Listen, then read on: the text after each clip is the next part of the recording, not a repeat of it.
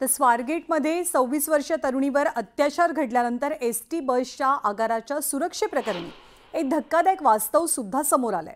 डेपोतल्या बंद पडलेल्या बसेस म्हणजे गुन्हेगारांचा अड्डा असल्याचं दिसून आलंय। कारण या बंद बसेसमध्ये कंडोम, दारूच्या बाटल्या, सिगरेटची थोटकं आणि पाकिटं, सोबतच महिलांचे कपडे, मटका आणि जुगाराचे कागद अशा अनेक वस्तू सापडल्या।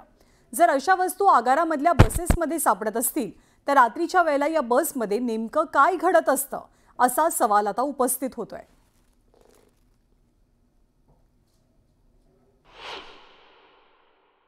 तिने फुकट दिलेला लॉज आहे, गुन्हेगारांना लपण्यासाठी दिलेली जागा आहे। इथं अवैध धंदे चालतात काय अशी शंका आहे। हे कपडे आणि हे चादर कशाची दाखवताय तुम्ही? बघा ना, ह्या बाईची साडी आहे, इथं चादर आहे, इथं कंडोमची पाकिट आहेत, दारूच्या बाटल्या आहेत।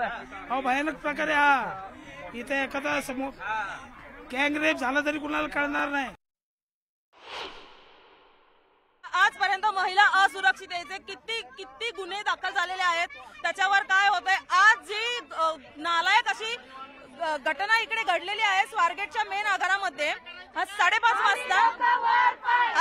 वाजता जो अगदी घाणेरडा लाजिरवाणा प्रकार झालाय। तुम्ही आमच्या मागे बघू शकता, ज्या 3 गाड्या उभ्या राहिल्या शिवशाहीच्या, या तिन्ही गाड्यांमध्ये सगळी सोय केलेली आहे।